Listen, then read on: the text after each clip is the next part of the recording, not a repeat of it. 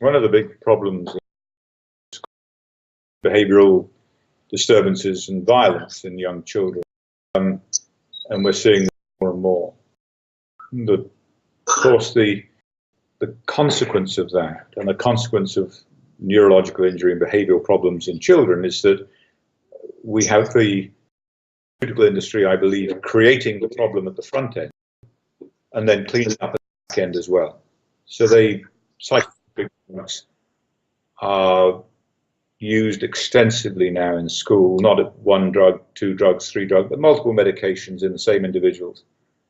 Children on drugs that they should never be on. And I just saw a paper the other day on long-term brain damage associated with Ritalin. Again, another situation where no one's ever done the long-term safety studies of this cocaine-like drug and to see how it affects the brains of individuals. But the drug cleaning up at both ends, just making a massive profit. And then the consequences, the behavioural consequences, we've talked about this before, and I talked about this on Alex Jones, but the common denominator of these acts of mass violence in schools and colleges is psychotropic medication. And often when children stop it or start it or change medication or change dose, that's the critical period when they develop suicidal ideation, violent ideation, and act these things out. And it's an absolute disaster. The effect is felt well. Will not talk about this.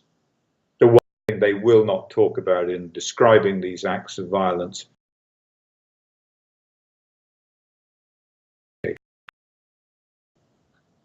so sad and just an indictment of both the media and the industry itself. So we're going to see more of it. We're going to see more of it as the system finds the only way it can control behaviours in children is with medication, albeit that they produce more side effects than benefit. So how does it stop? How do you change this mentality? I don't know.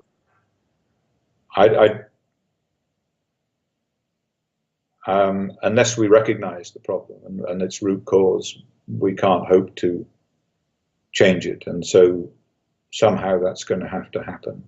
My approach now is to bring attention to it through film, because film can have a massive impact beyond the impact of science. We can see that science can be retracted, can be criticised, can be discredited as a device simply to neutralise it or to throw people off the scent. Films have been far more effective in my experience. So